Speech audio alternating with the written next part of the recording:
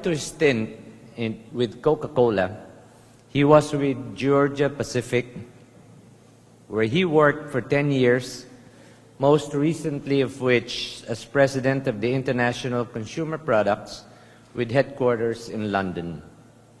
He also spent 3 years at Mars Incorporated and 10 years at Procter & Gamble. Ladies and gentlemen, as timely as the fact that Coca-Cola celebrates its 100 years of spreading happiness to millions of Coca-Cola fans in the Philippines, please welcome our keynote speaker for today, the President and CEO of Coca-Cola Bottlers Philippines Incorporated, Mr. William Schultz.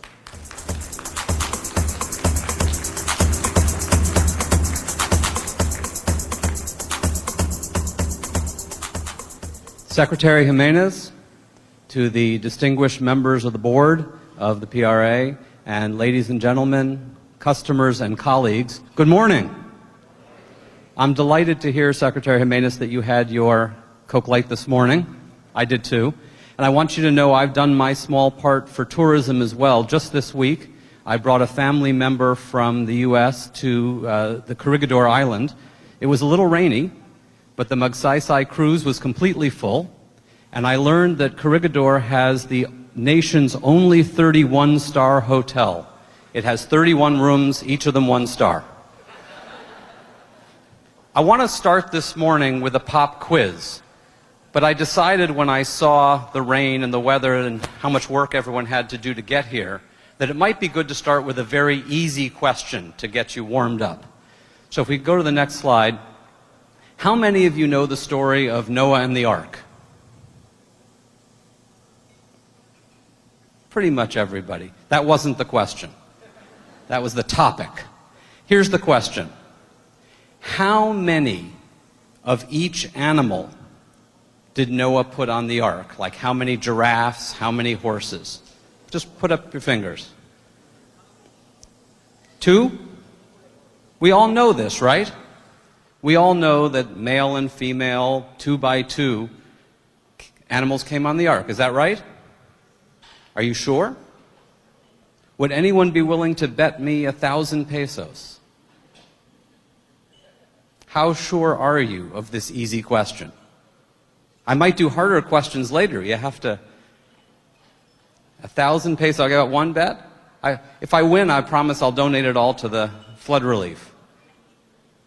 All right. We all know it's 2. We're certain, maybe. Let's go to the next slide. Actually, it's not 2. It never was 2. Something we all know for sure, we've always known as a fact, is in fact not true. It's 7 pairs of clean animals, and it's only, which is kosher animals, if you will, and 2 of all the other animals, but they all came onto the ark 2 by 2. We remember the 2 by 2, we don't remember the 7. But in fact, it's 7, and you can look it up. And now I've given you all a fantastic way to win bets forevermore. Anyone who wants to pay me the 1,000 pesos later, I'll give it all to the flood relief. So go to the next one, please. So my goal today is to help us all maybe think a little bit outside the bottle, which is Coke's way of saying outside the box, and challenge you with 6 concepts that I hope will make you think a little bit differently about something you're doing. And I have a very action-oriented goal. I'd like everyone in the room to walk away with at least one idea that you can at least test or implement in your business or your outlets. So we'll see if we succeed with at least one new idea. And the whole thought is there's a lot of things we think we know for sure, but maybe it's worth challenging our assumptions. So go to the next one. And of course, what underpins the need to challenge our assumptions is the evolving consumer and retail climate. We all know that economically, socially, and in every way, consumers are changing, and we have to change with them and evolve. Next one, please. And it all starts with the consumer. And if you don't believe that, see rule number 2 up here. Rule number 2 says, see rule number 1, and rule number 1 is it's all about the consumer. Next slide. And what's changed in my life.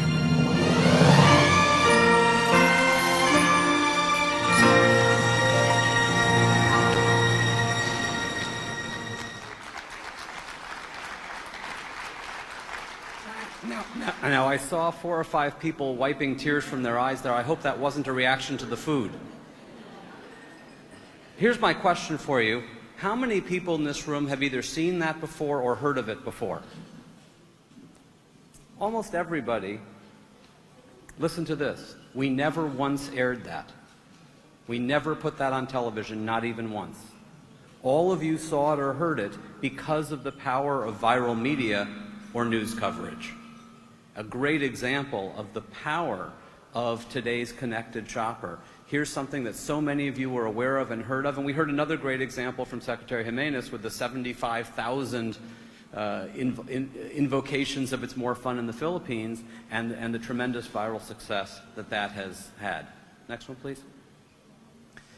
And today's shopper has so many choices, and not just traditional choices, but increasingly non-traditional choices.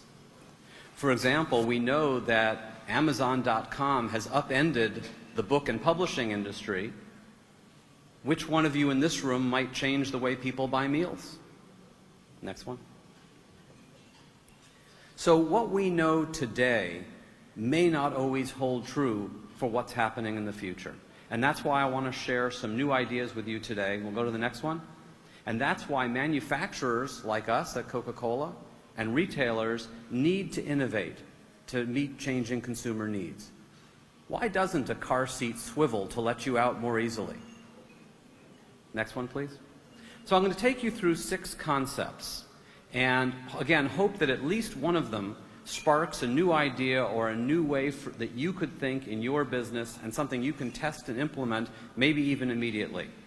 And start by thinking about the shopper journey itself. By the way, this picture is also an innovative idea. If the shopper likes to watch television and maybe drink a beer, why not a remote control with a bottle opener? So on to the next one.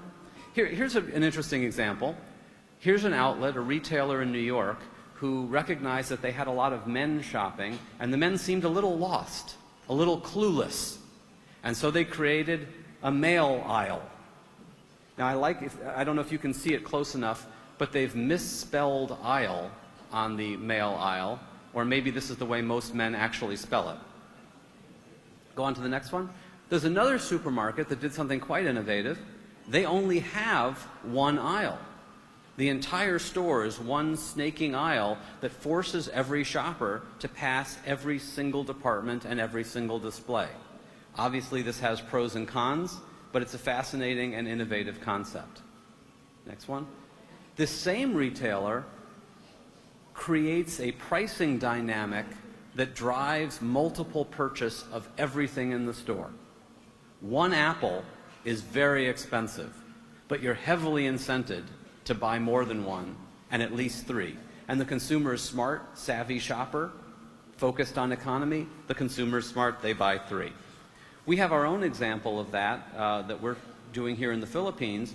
We found that when we moved the 5-gallon Wilkins container near the checkout, people bought it a lot more because it fit more with the consumer journey. They didn't want to carry such a large thing around the store with them the whole way. Now, Secretary Jimenez mentioned a minute ago that you need to engage your own people, that service is part of what makes it more fun to shop. I want to make a similar point and share an interesting study with you. Next one. This is a study that was done at Duke University. They asked consumers to do something very simple, fill out a little worksheet. And at the end of the worksheet, they promised them a reward of $5. At the end of the worksheet, they handed the consumer a stack of bills and a release form to sign that said, "I'm done, thank you, I'm leaving." And they told the consumer, count your money, sign the form, and you can leave. And then the person who was running the study walked away. The trick was that there was more than $5 worth of bills. And the question was, did the consumer return the extra money?